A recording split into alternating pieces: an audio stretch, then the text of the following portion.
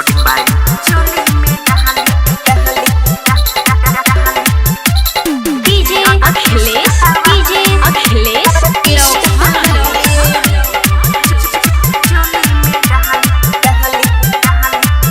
recording story हाथ में लेबे की चोली में डाली बिहार किस्त वाली हाथ में लेबे की चोली में डाली बिहार किस्त वाली ऊपर से सुपर लेकिन नीचे तू लागे लो जहली ऊपर से सुपर लेकिन नीचे तू लागे लो जहली हाथ में लेबे की चोली में डाली बिहार किस्त वाली हाथ में लेबे की चोली में डाली बिहार किस्त वाली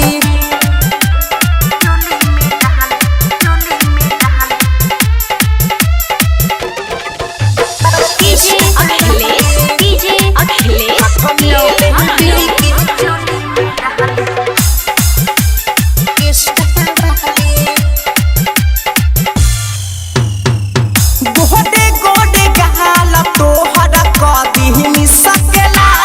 रे छोड़ी ना बरतिया बहादी ये कना हमारा महल रे गोडे गोडे गहाल तोहर कदी मिसकेला रे छोड़ी ना बरतिया बहादी ये कना हमारा महल रे धीरे धीरे नहीं कमर हिलावा तनी हाली हाली धीरे धीरे कमर नहीं हिलावा तनी हाली हाली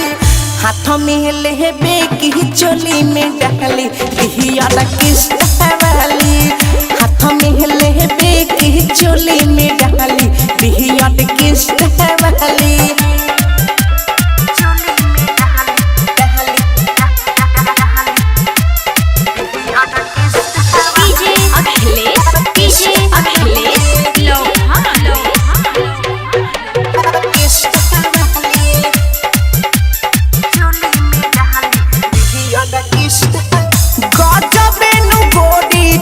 चोली की चिझदा सारी लबा इहे त देखी हमारो मोहन बहनी आइला बा गजबेनु गोरी तोर चोली की चिझदा सारी लबा इहे देखी त हमारो मन बहनी आइला बा लइखे बहरी दास सब मन करे तोर चूसी उठला नइखे बहती दास सब तमन करे तोड़ चूसी उठलाली हाथ में लेबे की चोली में डाली बिहार किस्त वाली हाथ में लेबे की चोली में डाली बिहार किस्त वाली